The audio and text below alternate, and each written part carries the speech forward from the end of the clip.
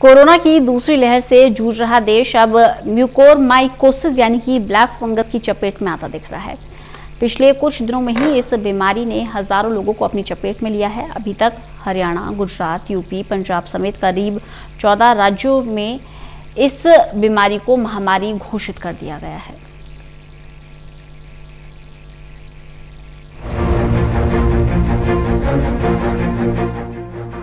देश में भले ही कोरोना संक्रमण की दूसरी लहर कमजोर पड़ रही हो, लेकिन ब्लैक फंगस का खतरा बढ़ता ही जा रहा है।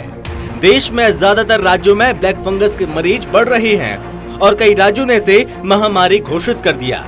ब्लैक फंगस का एक चौंकाने वाला आंकड़ा भी सामने आया, जिसमें कोरोना से ज्यादा मौतें ब्लैक फंगस से हो रही हैं। ब्लैक फंगस के सबसे ज्यादा मामले गुजरात में हैं।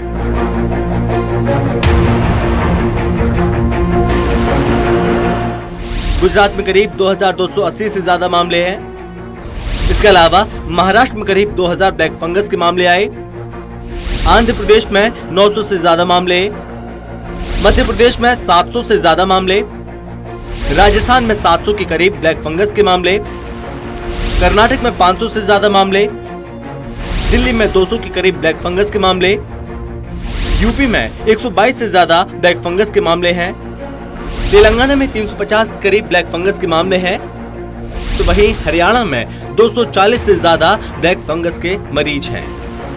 पश्चिम बंगाल में 6 और बिहार में 56 करीब मामले सामने आए हैं।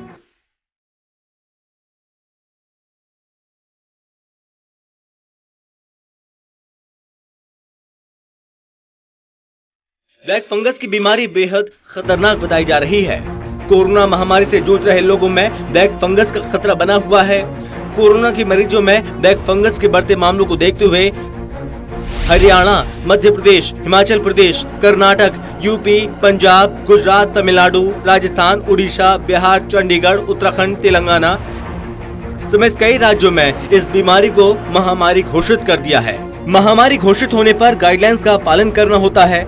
जिस भी बीमारी को सरकार की ओर से महामारी घोषित कर दिया जाता है, उसका फिर पूरा डाटा तैयार करना होता है। इसके बाद बीमारी के केस, दवा और उससे होने वाली मौत का आंकड़ा रखना जरूरी हो जाता है।